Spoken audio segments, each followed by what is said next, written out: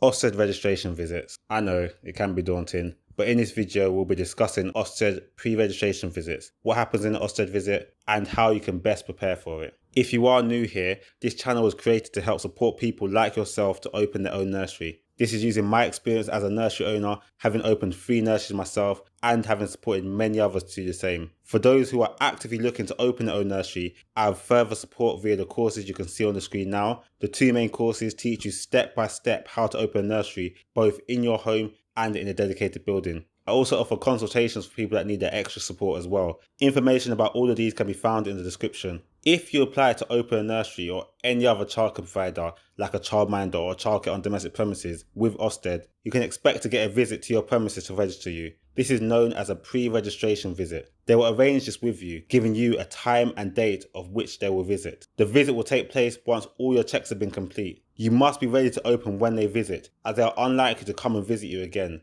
They will give you a decision of whether you'll be registered at the end of the visit. So what happens on the visit? During the registration visit, the inspector will check proof of identity, so a passport or a driver license. Your face must be clearly visible, and they will check your address. They will also check your training and first aid qualifications if you'll be looking after children. They will check that you have included all relevant details in your application. They will check your work history, any references. They will make sure that any person that needs to fill in the EY2 form has done so. That you've carried out risk assessments to make sure that your premises and equipment and resources such as high chairs, cots, buggies, car seats are safe and suitable for children. And finally, they will check that you and your staff or assistants looking after children have good enough English that they can develop children's English language skills. You don't need to have a full range of equipment at the time of the visit. However, you must be ready to provide childcare and be able to show that you will have enough equipment to meet the needs of the children. The inspector will also talk to you to assess your suitability to both provide childcare and to follow both the safeguarding and welfare requirements and the learning and development requirements of the EYFS, the earliest foundation stage. The inspector will also check through certain documents, so make sure you have these ready for the visit. These will include your photo ID, as mentioned, so your passport or driver license, your proof of address. They will need 2 pieces of evidence. That could be a gas, electricity bill, water or council tax, or a letter from a government agency, a credit or bank statement. I'm sure you'll be familiar with the proof of address that you can provide. You may need to provide any change of names. So for example, if you've been married, you might need to provide a marriage certificate. They will want to see your employment history. So details of where you've worked, which can just be your CV. If you plan to manage the nursery, you will need your first aid certificate, or in a childminder setting, obviously you need that too. Any childcare training that you might have, so you need to provide certificates. Although you submitted your DBS application to them on the online portal, it is a good idea to have your DBS certificate with you as well. If you are registering as a nursery, there are some additional checks that they will make. So this is if you plan to open a childcare on domestic premises or childcare on non-domestic premises. If you've applied to register as an organisation, the registration visit and the interview will take place with the nominated individual. The inspector will check that you, as a nominated individual, fully understand the legal responsibilities of your role. You will learn more about what a nominated individual is on the full course. So if you're unsure about any of this, make sure you enroll in the course, which you can find in the description. You are accountable for meeting all the requirements in the EYFS. This means showing the inspector how you'll make sure, for example, if you plan to hire a manager, you must show how you will ensure the manager is running the setting properly. For example, setting suitable policies about safeguarding and recruitment. As well as the previously mentioned, the inspector will check that you and your staff meet the EYFS qualification requirements for training and understand the childcare ratios. They will check how much space you have for each child, that you understand the number and age of children you can care for, which is linked to childcare ratios. They'll want to know how you organise your space to meet the children's learning, development and welfare needs. They will check your premises has heating, adequate ventilation, natural light, and the general state of repair and cleanliness of it. They'll want to ensure that the children have access to outdoor play. Now, this doesn't necessarily have to be on the premises, but you'll need to show that you have necessary arrangements to make sure they have access to outdoors. You need to show that there's a suitable kitchen, toilet and nappy changing facilities. And finally, you need to show that you and your staff will deliver educational programs to help children learn and develop. The inspector will also check there are suitable procedures for hiring staff, which includes the recruitment process, your ability to get DBSs, and obtaining details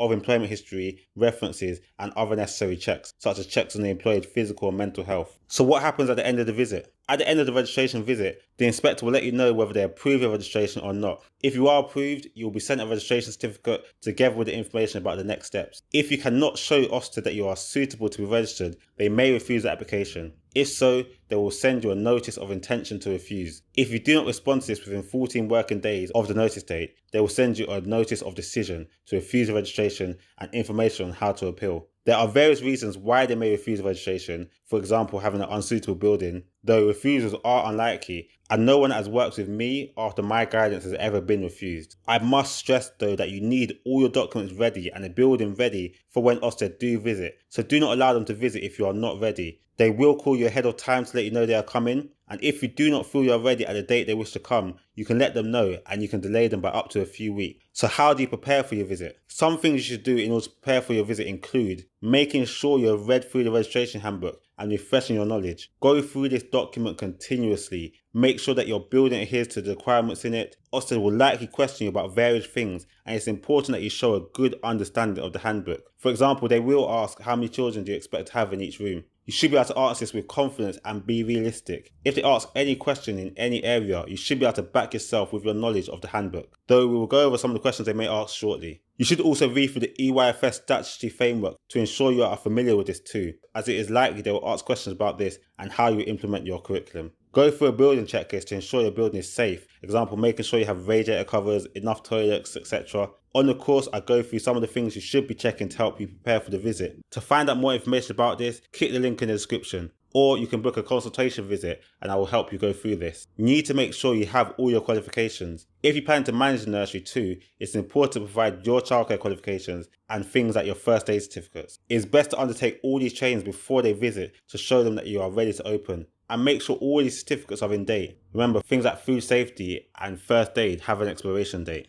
I would suggest taking safeguarding training too, whether you plan to manage the nursery or not. The safeguard of the nursery as the registered person or nominated individual, even if you do not manage the nursery, is ultimately your responsibility. Ofsted would not look at your application kindly if you do not realise that whether you hire someone to manage or not, as the registered person, the responsibility of the quality and safety of the nursery lies with you. If anything goes wrong with the nursery, whether it be down to you or the people you hire, it is your responsibility, and it's a big responsibility. As I said before, you should have supplied your DBS when submitting your application, but it's good to have it to hand ready for the inspection too. You will also need other documents which I also mentioned, like your CV or proof of address. To prepare for the visit, you should make sure that your building is safe and you have all your safety tests, which includes having your fire alarms, planning your fire exits, your fire procedures displayed, having your insurances, undertaking any pat testings, fire blankets or extinguishers, first aid kits. Make sure any security or safety features are installed, like stair gates and door stops, etc. You should have risk assess the building and show how you plan to reduce any risks. If Ofsted do identify some risks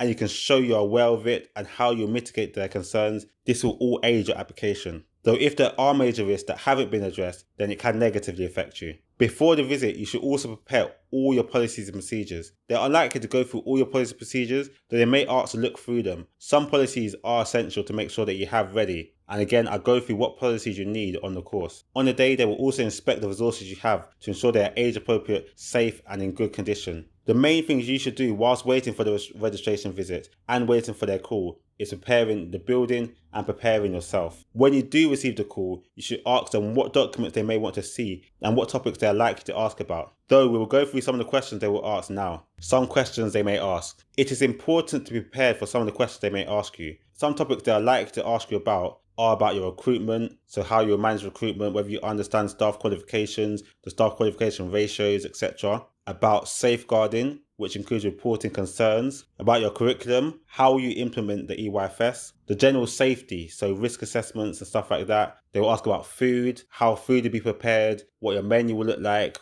will you prepare it on site or will a company deliver it for you? They will question things they see in the nursery. So for example, if you have coat pegs, they may ask questions like what children may gain from hanging their coats up themselves. These sort of questions are all to determine your understanding of the EYFS, whether you have an understanding of how children develop and how you may manage risks. So for example, in the bathroom, you may have a step under a sink for children to access the tap. So they may ask about what risks this may pose. They like to ask questions around the issue and hope that you can gauge what they are getting at. So with the step in the bathroom example, they may simply take you to the bathroom and ask how you'll manage the risks in this room. And they will expect you to mention that the step may pose a hazard and for you to explain how you will reduce this risk. Now I will go through a list of questions that you should be thinking about. It's useful to write them down and make notes around the area. If you would like a list of these questions, then click the link in the description where you can download it and make some notes directly on the document. These questions will be based around the following areas: safeguarding and promoting children's welfare, suitable people, so how we ensure that people in the premises, whether that be workers or visitors, are suitable premises,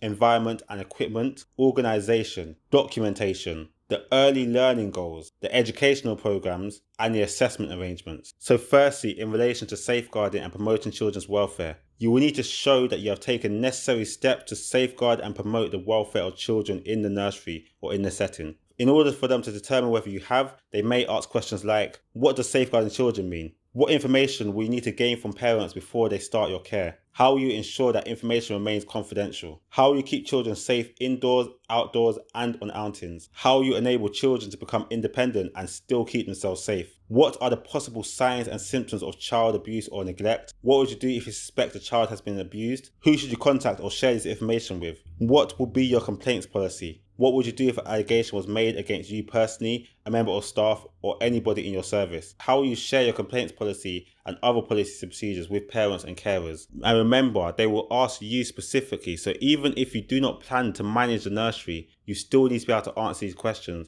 which is why it's so important for you to get the training, for example, safeguarding training, and to be aware of these sort of questions. You also need to show that you promote the good health of children and take necessary steps to prevent the spread of infection and take appropriate action when they are ill. So some questions they may ask around this are, have you completed a pediatric first aid course? What would you do if a child arrived with an injury or an infection, and how would you store and administer medication? What food and drink do you intend to provide? How will you manage this? How will you support children with allergies and or specific dietary requirements? And how will you know what these are? How we develop children's understanding about healthy eating and the importance of exercise and fresh air. They may ask more specific questions, like for example, if you were to have visitors to your nursery or setting, how would you ensure that children are kept safe around them? For example, preventing them from smoking or preventing them from using mobile phones. Children's behaviour must be managed effectively and in a manner appropriate for their stage of development and particular individual needs. To determine whether you are capable of doing this, they may ask questions like, how will you manage children's behaviour? And how will this be agreed with parents? Is there a written policy needed for this? How will you encourage children to make good relationships with adults and their peers? How will you enable children to learn about valuing each other and understanding and respecting other cultures and beliefs? How will you support a child for whom English is an additional language, but who has a good understanding of English and speaks English well? How will you support a child and their family who have very little understanding of spoken English, and how will you communicate with this child and their parents? What do you regard as a significant event which you would need to inform Ofsted, and how would you contact them? The next area they will discuss with you is about suitable people. Firstly, you will need to ensure that adults looking after children or having unsupervised access to them are suitable to do so. To determine this, some questions they will ask are, what vetting procedures will you use when recruiting staff or assistants to work with children, and how will you make sure that they are suitable to do so? How will you ensure that children are never left alone with adults who have not been cleared or vetted, such as visitors? You may run a childminding or childcare on domestic premises setting. Consider who lives or works on the premises where childcare takes place. Have they all had a DBS check if they need one? And do you need to keep a list of these people? What events, if any, do you need to inform Ofsted about, and how would you do this? They will also want to check qualifications of all the people looking after children. They will want to make sure that they have the appropriate qualifications, training, skills and knowledge. They may ask what experience and qualifications, if applicable, do or will you and or your staff have in relation to care and learning for children, especially in relation to children in the EYFS age range. They'll also want to know about your staffing arrangements. Your staffing arrangements must be organised to ensure safety and to meet the needs of the children. You will need to know what the adult to child ratios are and apply it to the service you're applying to be registered for. How will you ensure that these ratios are maintained? Will you be offering overnight care, or are you an outdoor nursery? If so, how you organise this. They may also ask about staff well-being and how you manage the pressures on staff, for example, in terms of workload and paperwork. The next area they will discuss is the premises. Do you have a suitable premises, environment and equipment? Are outdoor and indoor spaces, furniture, equipment and toys safe and suitable for their purpose? How you meet the requirements to complete and maintain a risk assessment for your setting? How will this differ if you are going on an outing? What should be covered in the risk assessment? Should the risk assessment be recorded? If so, how do you intend on doing this? What resources and equipment will you need to meet the individual needs of the children? What is your understanding of what you need in respect to notifying Ofsted about changes to your premises? How do you aim to prevent a fire on your premises? What plans will be in place to ensure children's safety in the event of a fire or any other situation that requires the immediate evacuation of the premises? For example, what is your lockdown procedure? How will you make sure that you meet the space requirements, and how will you take into account the needs of children's special needs, such as physical disabilities? Moving on to your organisation. You must plan and organise your systems to ensure that every child receives an enjoyable and challenging learning and development experience that is tailored to meet their individual needs. This is closely linked to the learning and development of the children, so your answers may be similar to that section. They may ask, how will you find out about individual children's needs? What will you consider when planning a suitable environment for children? What might a typical day be like? How will you plan activities to ensure you meet the needs of children if there are different age groups, such as a baby under 12 months, a 2-year-old, and a 4-year-old? How will you observe and make records of children's development? How will you use these records for the benefit of the children, and what will you share with the parents? How will you work in partnership with parents, carers, other providers, and agencies involved in each child's life? For example, how will you work with other childminders if you're a childminder, or other nurseries, or for example, a child that might go to a preschool or a speech and language therapist? How you make connections with these? The next thing to think about, the documentation you will need. You must maintain records, policies and procedures required for the safe and efficient management of the setting and to meet the needs of the children. They may ask what documents you need to have in place in order to run the nursery, why they are important, and whether you have prepared them yourself. The next main area of discussions you will have with Ofsted on the visit is around the learning and development requirements. It's important to remember in this section that each of the 7 areas of learning is a requirement. You need to explain to the inspector how you're going to meet these requirements in a way that reflects the needs of each individual child in your care and show that it's appropriate to your setting. The EYFS statutory framework sets out the learning and development requirements. The guidance provides information and advice to help you understand these requirements and put them into practice. The learning and development requirement includes the early years goals. This is the knowledge, skills and understanding that young children should have acquired by the end of the academic year in which they reach 5. And remember, each area of learning is a requirement. It also includes the educational programs, for example, the matters, skills and processes that are required to be taught to young children as stated under each of the areas of learning. They may ask you to name the areas of learning. For each area of learning, you can give an example of a play activity for a very young child and for a 4-year-old that will support their learning and development. They may ask how we ensure all the children continue to be challenged and interested and excited about activities that are planned in the nursery or childminder setting or any other childcare setting. They may ask what can children gain from outdoor activities and how will you feature this in your routine? Or what will you do to promote children's enjoyment of books? A discussion will be had around the assessment arrangements. This is the arrangements for assessing young children to determine their achievements. They will ask how will you evaluate the success of activities you plan for children? What sources of evidence might you have to record children's progress and be able to show parents what their child has achieved during their time with you? How will you know that children are progressing in learning and development, and how will you use this knowledge to plan for their future development? Remember, these list of questions is not exhaustive, and they will not ask all these questions. These are just examples of some questions they may ask. Though you can download all these questions in a document which enables you to print it out and make notes to ensure that you are ready for when they visit. This is available for a nominal fee and can be downloaded via the link in the description. In conclusion, the biggest takeaway I want you to leave this video with is that you have to prepare as much as you can, but try not to stress or worry too much about it. They are not there to try and catch you out. They are mostly there to check that the premises is safe and you are aware of the things you need to do in order to open. You don't necessarily have to know everything, but be aware of where to find this information. Just like your building doesn't have to be perfect, but you have to show you're aware of its limitations and show how you're limiting any negative impacts of the building. For example, you may not have a garden space, but how can you show to Ofsted that children will still get to explore outside on a daily basis? Are you planning to open your own nursery? If so, then make sure you enroll the course that I mentioned earlier. It is the most complete guide to teach you everything you need to know in order to open your own nursery, as well as providing tens of documents to help support you to do so. It is a practical course, and by completing the steps listed in the course, you will end up with your own nursery. To find out more information about this, click the link in the description. But before you go on to the next video or to look into the course, make sure you hit that like button if you found this video useful, and don't forget to subscribe. I will continue to post more videos to support you opening your own nursery. I want to thank you for watching this video, and I look forward to supporting you further. God bless.